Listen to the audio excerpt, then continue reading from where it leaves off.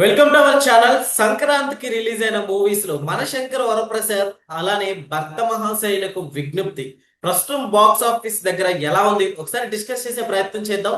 ప్రస్తుతం స్టూడియోలో మనతోటి జర్నలిస్ట్ శ్రవణ్ కుమార్ గారు ఉన్నారు. వెల్కమ్ చెప్తాం. హలో సార్, నమస్కారం. హలో అండి. ఎస్ సార్, ఇప్పుడు ఈ రెండు మూవీస్ అంటే పోటా పోటీగా ఉన్నాయి బాక్స్ ఆఫీస్ దగ్గర అనే టాక్ వినిపిస్తుంది. ఎలా ఉంది సార్ రెస్పాన్స్? సంక్రాంతికి రాజాసాబ్ మొదటి వారంలో రిలీజ్ అయింది. ఇప్పుడు నిన్న 12వ తారీఖు మనశంకర్ వరప్రసాద్, చిరంజీవి గారు, వెంకటేష్ నటించిన చిత్రం. ఈరోజు రవితేజ నటించినటువంటి భర్త మహాశైలకు విజ్ఞప్తి. ఈ మూడు చిత్రాలు సంక్రాంతికి తెలుగు ప్రేక్షకులకు ముందుకు వచ్చాయి. అయితే రాజాసాబ్ కొంచెం అంచనాలకు చాలా వ్యత్యాసం ఉండడం, గ్యాప్ ఉండడం, డిబేట్ అక్కడైతే ఎదురు చూసుకుంది.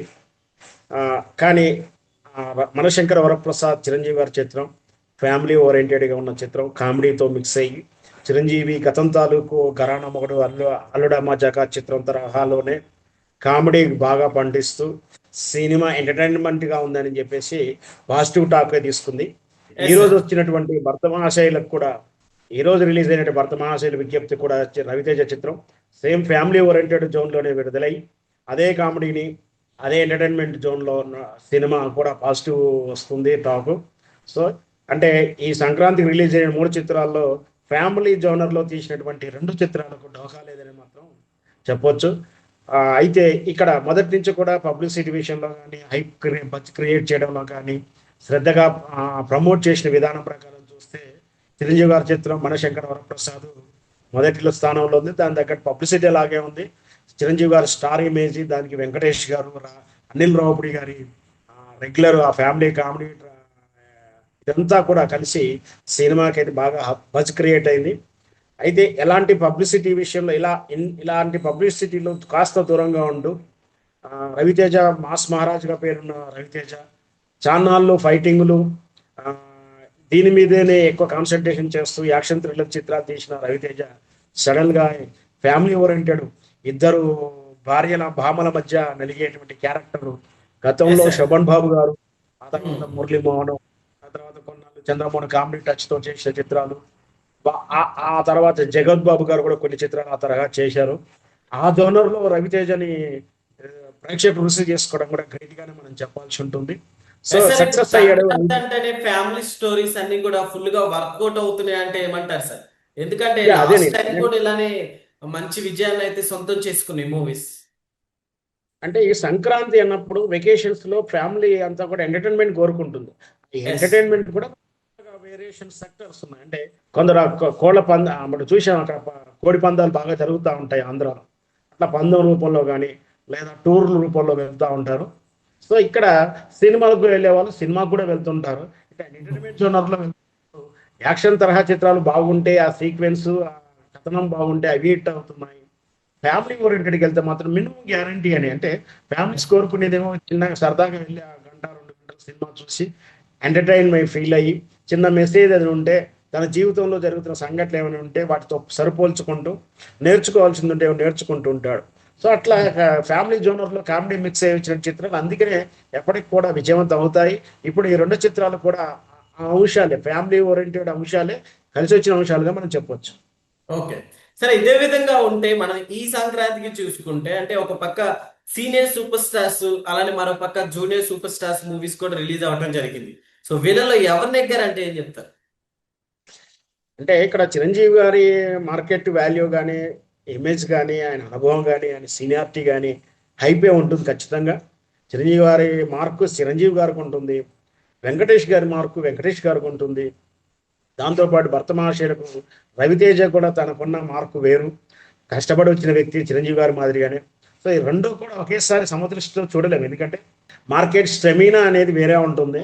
ఆ రకంగా చూస్తే రెండు పోటీ పెట్టి చూడకూడదు. బట్ ప్రేక్షకులకు మాత్రం రెండు కూడా ఎంటర్టైన్మెంట్ చేస్తున్నాయి. రెండు కూడా తను ఎక్స్పెక్ట్ చేసి ఏదైతే ప్రేక్షకులకు వెళ్తున్నాడో ఆ రెండింటి కూడా ఎంజాయ్ చేసి వస్తున్నాడు. కాబట్టి రెండు సమానంగా విజయం సాధించదని చెప్పాల్సిందే మనం ఉంటుంది. ఎస్ సార్, ఎవ్రీ సంక్రాంతికి ఇప్పుడు యాక్షన్ మూవీస్ ఏవైతే వస్తున్నాయో అవి కాస్త అంటే పబ్లిక్ ని కాస్త నిరాశపరుస్తున్నాయనే చెప్పాలి. సో ఏం చెప్తారు సార్ ఈసారి కూడా అంటే ఫ్యామిలీ ఓరియంటెడ్ మూవీసే కాస్త సక్సెస్ఫుల్ గా రన్ అవుతున్నట్టు యాక్షన్ చిత్రాలు కనిపిస్తుంది? అంటే సహజంగా ఏంటంటే కథలో పాతతనమే ఉంటుంది. యాక్షన్ చిత్రాల్లో ఎక్కడో హీరో, ఆ హీరో తాలూకు ఆ లెగసీ ట్రెండ్ అంతా కూడా ఫ్యాక్షన్స్ ఏదో కాపాడుకోవడానికి ప్రయత్నం చేయడం, లేదా ఒక ఊరి కోసం తాను కానీ తను నమ్మిన సిద్ధాంతం కోసం త్యాగాలు చేయడం, ఆ ఆ అక్క త్యాగం గురించి ఆ ఊరి గురించి ముందుకెళ్లే క్రమంలో అంటే గోల్ రీచ్ అయ్యే క్రమంలో అడ్డొచ్చేటువంటి ఈ అరాచక శక్తులను విల్లలని చంపడం, ఇదంతా కూడా ఒక యాక్షన్ ఎలివేషన్. ఇవన్నీ కూడా కథ అంతా కూడా అన్ని చిత్రాల్లో ఇంచుమించు అలాగే ఉంటుంది, కానీ కథనంలో వైవిధ్యం చూపించకపోవడం, లేదా అదే విపరీతమైన హింసను చూపించడం, ఇవన్నీ కూడా ఆల్రెడీ తాను ఎక్స్పెక్ట్ చేస్తాడు. అంటే ఒక చిరంజీవి గారు ఏ విధంగా ఫైట్ చేస్తాడు, ఎలా ఉంటుంది, బాలకృష్ణ గారు ఎలా ఉంటుంది, ఇలాంటి యాక్షన్ చిత్రాలు ఒక ఇమేజ్ని ఆల్రెడీ ఉద్దేశంతో ఇమేజ్ క్రియేట్ చేసుకొని సినిమా థియేటర్కి వెళ్తాడు. అప్పుడు అవి తనకు ఎక్స్పెక్ట్ చేసిన దూరంగా ఉన్నప్పుడు సినిమా నచ్చకపోతే ఫ్లాప్ అవుతా ఉంటాయి. అది యాక్షన్ చిత్రాలకు ఉన్నటువంటి మైనస్ పాయింట్ ఏంటంటే కథ ముందే ప్రేక్షకులకు తెలిసిపోతా ఉంటుంది, ఎస్ సార్. ఎక్స్పెక్ట్ చేసుకొని పోతా ఉంటాడు. సో అందువల్ల తరచు అదే తరహా చిత్రాలు వస్తే మాత్రం ప్రేక్షకుడు ఒకే సినిమాని చూడరు. ఆల్రెడీ ఒక సినిమా ఉంది కదా, ఆ తరహా చిత్రాలు మళ్ళీ ఉన్నాయి కదా, మళ్ళీ ఎందుకు ఎస్. చూద్దాం తరహాలో చూస్తారు కాబట్టి కొత్తదనం లేని ఫీలింగ్ అవుతారు. ఆ హింసను చూస్తానికి మళ్ళీ మళ్ళీ వెళ్ళాలనుకోరు కాబట్టి అట్లాంటి యాక్షన్ చిత్రాలు ఆ, ఈ మధ్య కాలంలో ఫెయిల్ అవుతున్నాయని చెప్పొచ్చు. ఓకే సార్, అట్లానే ఇప్పుడు అంటే భర్త మహాశైలకు విజ్ఞప్తి ఈ మూవీకి పెద్దగా అంటే ప్రమోషన్స్ కానీ బయటకు వచ్చి మూవీ టీం కానీ పెద్దగా ప్రమోషన్స్ ఏం చేయలేదు. అయినప్పటికీ కూడా మంచి విజయాన్ని సక్సెస్ ని అంటే సక్సెస్ఫుల్ గా రన్ అవుతున్న కూడా తెలుస్తోంది. ఈ మధ్య ప్రమోషన్స్ కూడా బెడ్స్ కొడుతున్నాయి అంటే ఏం చెప్తారు? ఎందుకంటే రీసెంట్ గా ప్రభాస్ గారి మూవీ ఈవెంట్ లో అంటే మారుతి గారు కాస్త ఫ్యాన్స్ కి హైప్ పెంచినట్టుగా కూడా చూసాం మనం. ఏం చెప్తారు సార్?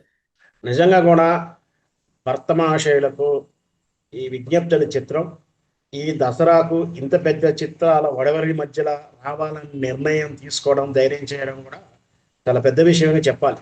ఎందుకంటే చిరంజీవి గారి చిత్రం ఒకవైపు, అంతకుముందు ప్యాన్ వరల్డ్ స్టార్ ప్రభాస్ చిత్రాలు, ఇక తమిళ స్టార్ అతను కూడా వస్తున్నాడు అనుకున్నాం కానీ రాలేదు, తమిళ్ విజయ్ చిత్రం.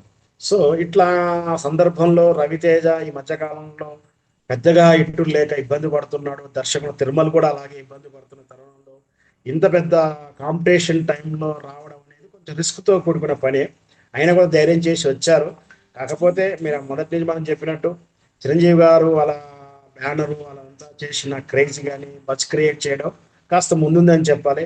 అయినా ఈ భర్త మహాశయులకు విజ్ఞప్తి టీం కూడా పర్లేదు, వాళ్ళు పబ్లిక్ చేసుకున్నారు, వాళ్ళు థియేటర్స్ సేఫ్గా చూసుకున్నారు. ఎందుకంటే ఒకేసారి ఈ 2-3 వీక్స్లోనే థియేటర్లో స్టేట్ మొత్తం కావాలి.